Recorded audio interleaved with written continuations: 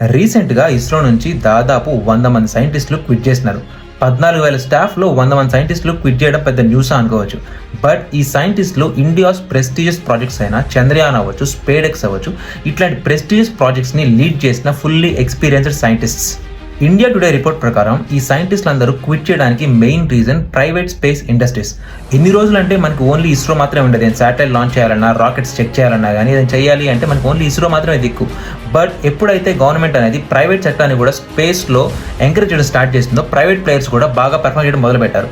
సైంటిస్ట్లకి full experience ఉంది కాబట్టి ఇప్పుడు ప్రైవేట్ ప్లేయర్స్ వీళ్ళకి ఎక్కువ ప్యాకేజ్ ఇస్తారు. ఇక్కడ ప్రాజెక్ట్ కూడా చాలా ఫాస్ట్గా ఉంటుంది.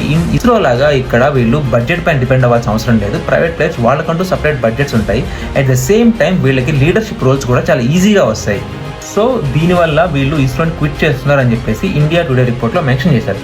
అయితే ఇప్పుడు విషయం ఏంటి అంటే, ఇప్పుడు రీసెంట్గా ఇండియా తన ప్రెస్టీజియస్ ప్రాజెక్ట్స్ అయినా గగన్యాన్ అవ్వచ్చు, లేకపోతే ఇండియాకంటూ సపరేట్ స్పేస్ స్టేషన్ ఉండాలి అని చెప్పేసి భారతీయ అంతరిక్ష స్టేషన్ అని చెప్పేసి ఒక recent prestigious projects government take up చేసింది.